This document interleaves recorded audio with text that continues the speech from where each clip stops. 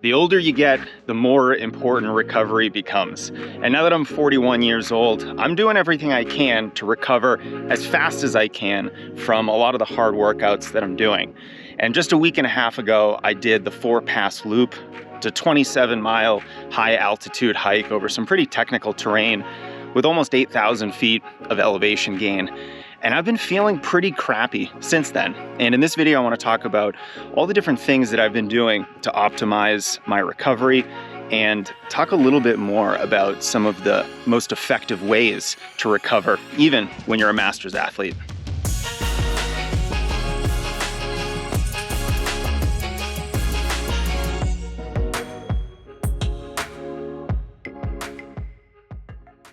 Now, there are two interesting aspects of recovery that almost nobody talks about, and I want to talk about them here in this video. So number one, the biggest ally that you have for the recovery process is time.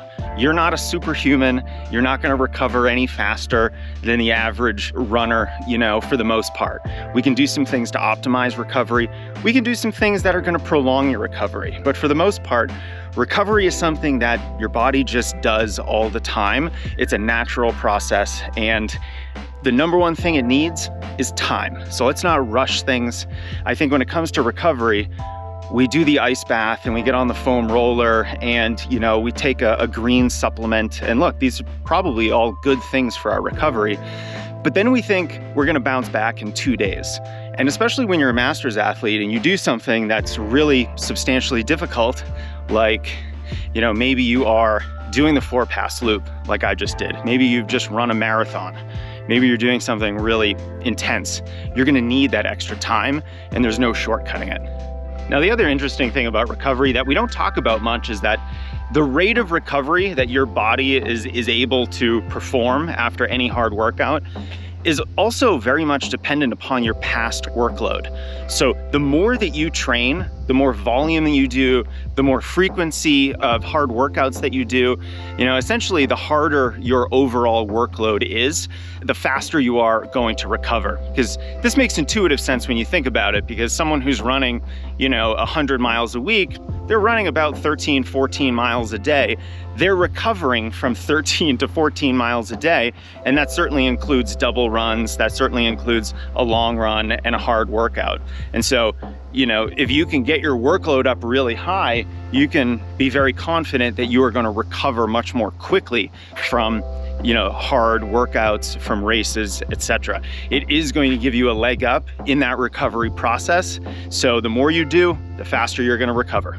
Now let's talk about some of the things that I'm specifically doing to recover from my 27-mile hike, which, by the way, is the longest endurance activity I've ever done in my entire life. I've only ever finished a marathon, so I was quite proud of that.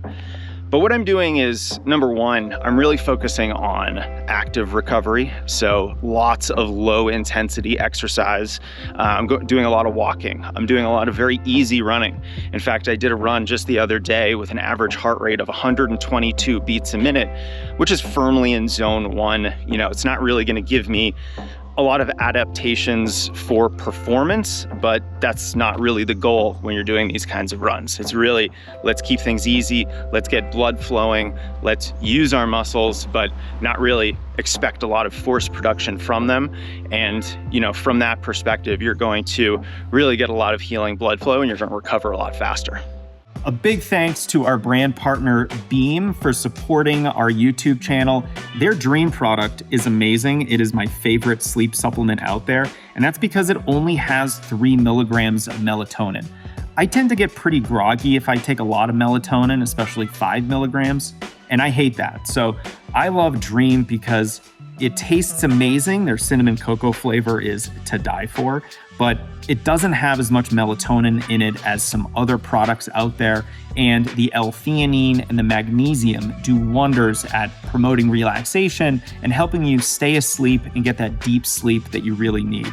So if you're someone who struggles getting to sleep, staying asleep, or if you're like me, tonight, I actually have to go to bed at 8 p.m. because I'm getting up at 3:30 in the morning for a 27-mile hike tomorrow. So I need to go to sleep early and get that good sleep. Dream is helping me out. And they're actually offering up to 40% off. 40% if you get a subscription, 25% if you just want to try it for a single purchase. If you go to shopbeam.com/strength and use code STRENGTH for that discount. Big thank you to Dream for sponsoring the channel. Go shopbeam.com/strength. Get your dream, get your sleep optimized, and take advantage of the #1 recovery tool that us runners have, is a good night's sleep. Now, even before I started doing any low intensity, I took some time off because you can't rush your way through this process. Remember, time is your most important ally. So I took 3 days off. Now, for the most part, I didn't do anything. If I'm honest, I did go for a couple easy walks. I was favoring frequency over duration. So instead of a long walk, I would go for a lot of 20 to 30 minute walks just to loosen up, just to get my heart rate, up a tiny bit to promote some extra blood flow. So besides those 3 days off, I got back into a pretty normal exercise routine. Now, I haven't been feeling good. So I've been doing pretty much a base training protocol right now. A lot of easy running, zone 1 and zone 2. A lot of strides, so I am trying to, work on my speed a little bit, open up that range of motion, which is really important, but at the same time, I'm also not doing anything faster than threshold. So yeah, strides are fast, but they're not hard, so that's a key distinction, and I did a very easy threshold workout a week after the 4-pass loop, which was 5 by 2 minutes at threshold, embedded within a 7-mile run. Not incredibly hard, but I just wanted to kind of get the legs moving, get the heart rate up a little bit, and really just get those systems firing up again. And the key thing after a hard effort is to get back into your training the easiest way possible. So I didn't do any VO2 max stuff, but I still did workouts. I'm still running almost every day after that initial period of 3 days off, but I'm keeping it short, I'm keeping it easy. Today was my second longest run since the 4-pass loop, and it was only 6 miles, so I'm clearly not doing too much. The last thing that I've done to really enhance the recovery process is what I'll call therapeutic strength training. I'm not trying to lift really heavy. I'm doing a lot of body weight strength training. I'm doing a lot of easy strength training in my garage home gym that I have. And the big goals here are range of motion. It's putting some tension on the muscles and going through some different movements that you typically don't do as a runner. So I'm trying to do things in all 3 planes of motion. I'm trying to do movement patterns that are very different from running.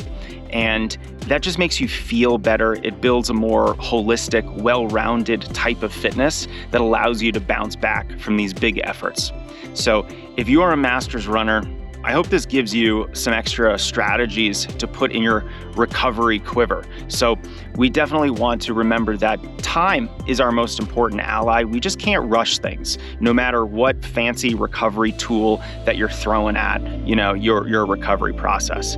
And of course, your past workload is going to be your best friend in this process too. The more you've done in the recent past, the faster you are going to recover. And then once you know those 2 things, then you could do some of the more normal, typical recovery strategies that we talked about in this video. But let's remember that recovery is first something that your body does all the time anyway. Even when you're just sitting around, not focused on recovery at all, your body's doing some recovery. But it's also something that you can help along. And that's why I'm a big believer in a lot of low intensity exercise as you're recovering. So don't just take a complete, big chunk of time off and don't do anything and become completely sedentary, because that's probably not the most effective way to recover and come back feeling really good after that recovery process.